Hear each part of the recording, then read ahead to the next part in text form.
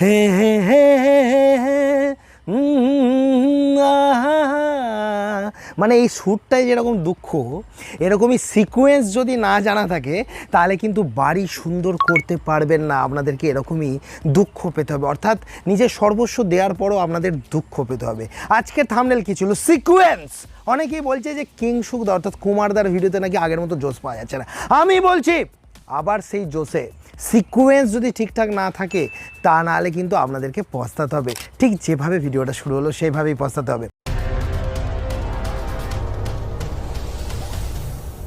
দেখুন ব্যাপারটা কি, ব্যাপারটা হচ্ছে যে আমরা সকলেই বাড়ি তৈরি করি, কিন্তু আমরা এটা বুঝতে পারি না যে কার পর কোনটা করা উচিত। অর্থাৎ ধরুন আমি প্লাস্টারটা করার আগে ফ্রেমটা বসাবো না প্লাস্টারের পর ফ্রেমটা বসাবো, বা জানলা দরজার যে গ্রিলটা সেটা প্লাস্টারের আগে বসাবো না পরে বসাবো।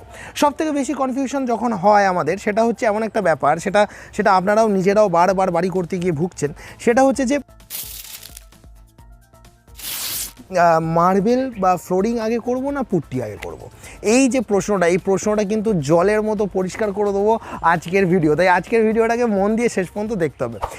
এটাই ছিল ভিডিও, এটাই হচ্ছে ভিডিও, যেটা হচ্ছে সিকোয়েন্স। সিকোয়েন্স কি? দেখুন প্রথম কথা হচ্ছে আপনারা সকলেই ইট বালি পাথর সিমেন্ট রড ফড বাইন্ডিং টাইন্ডিং করে আপনারা কিন্তু বাড়ি নির্মাণ করলেন, অর্থাৎ স্ট্রাকচারাল পার্টটা করলেন। দাঁড়ান, ঠিক ইঞ্জিনিয়ার বলে মনে হচ্ছে না, তাই না?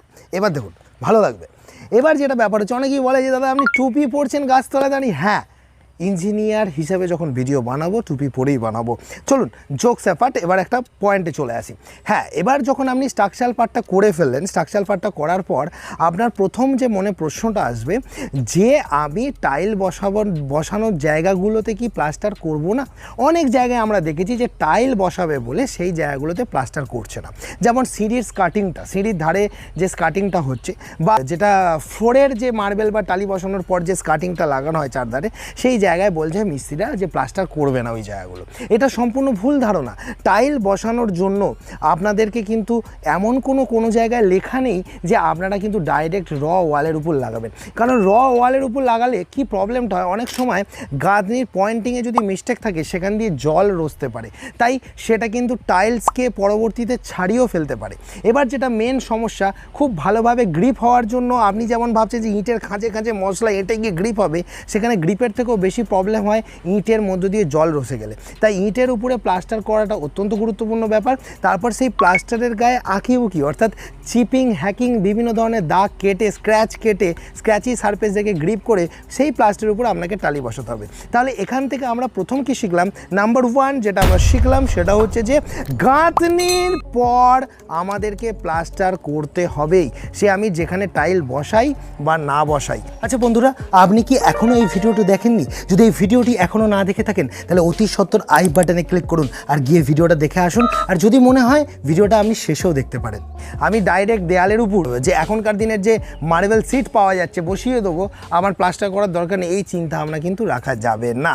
এবার এখানে এই প্রসঙ্গে একটা কথা বলি, যারা অনেক সময় ফল সিলিং করে বলে আমাদেরকে প্রশ্ন করে যে দাদা যদি সিলিংটাকে ডাইরেক্ট পুট্টি করে দিই, আমাদের খুব প্লেন শিট দিই। হ্যাঁ, সিলিংটাকে ডাইরেক্ট পুট্টি তখনই করতে পারবেন যদি আপনি প্লেন সিট ইউজ করে শাটারিংটা করে থাকেন। অর্থাৎ নর্মাল বাঁশ পাটা দিয়ে যখন শাটারিং করেছেন তখন কিন্তু প্রচুর পরিমাণে কিন্তু দাগ দুগ থাকে, আন্ডুলেটেড সারফেস থাকে, সেটা কিন্তু পুট্টি দিয়ে মেকআপ হবে না। তাই জন্য বারবার একটা কথা আপনাদেরকে বলছি, যারা ফল সিলিং করবেন বলে ভাবছেন তারা প্লেন সিট দিয়ে ঢালাইটা করুন। তাহলে কি হবে, প্লেন সিট দিয়ে ঢালাই করলে আমরা ডাইরেক্ট পুট্টি করে দিতে পারবেন, সেখানে প্লাস্টার করার কোনো প্রয়োজন হচ্ছে না। তাহলে ভিডিওটা কি হারিয়ে যাচ্ছে? না, ভিডিও হারাচ্ছে না। আমি চলে আসি সিকোয়েন্সে। সিকোয়েন্স হচ্ছে প্লাস্টারের পর আমরা ফ্রেম বসাবো না প্লাস্টারের আগে ফ্রেম বসাবো। দেখুন কাঠের যে ফ্রেমগুলো আপনারা বসাবেন সেগুলো আপনাদেরকে অলওয়েজ বলছি, আমি আমার ওপিনিয়নটা এখানে দিচ্ছি, কাঠের ফ্রেম কিন্তু প্লাস্টারের আগেই বসাতে হবে।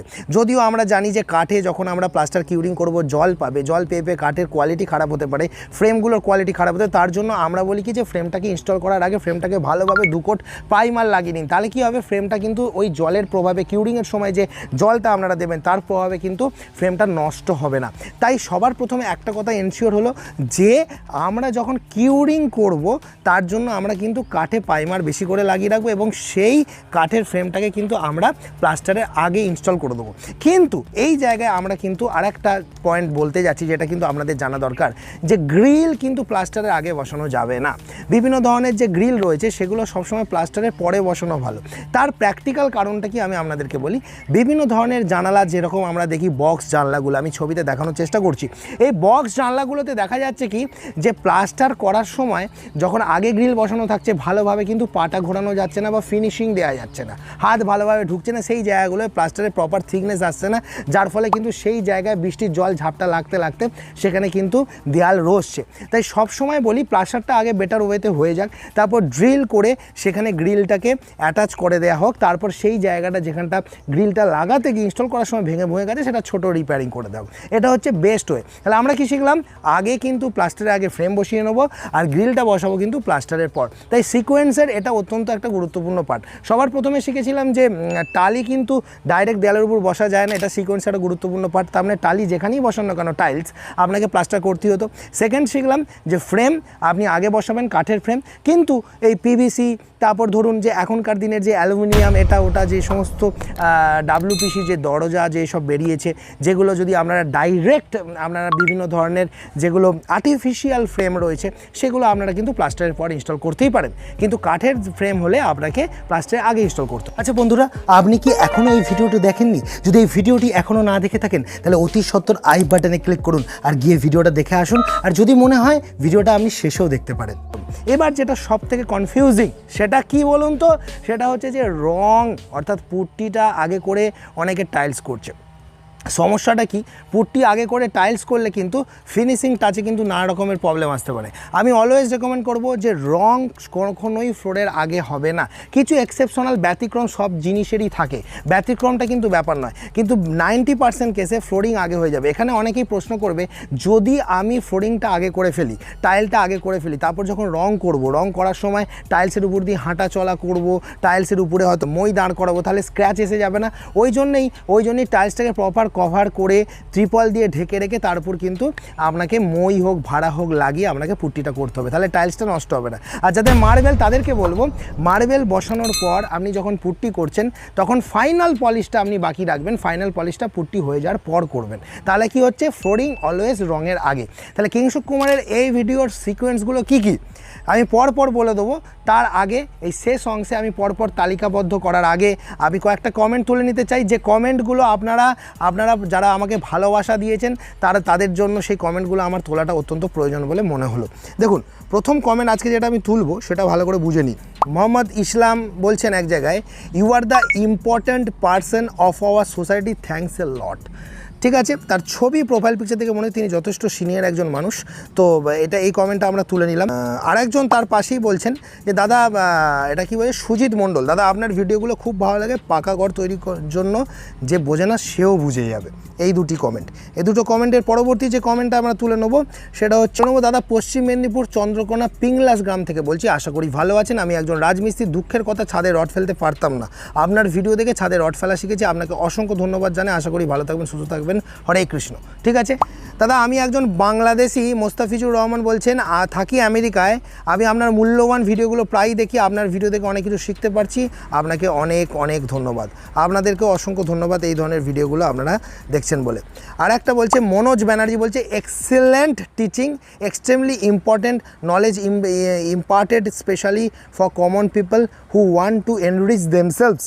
I am 71 and got V electrical engineer একজন বয়স্ক সিনিয়র আমাদেরকে কমেন্টটা করলেন।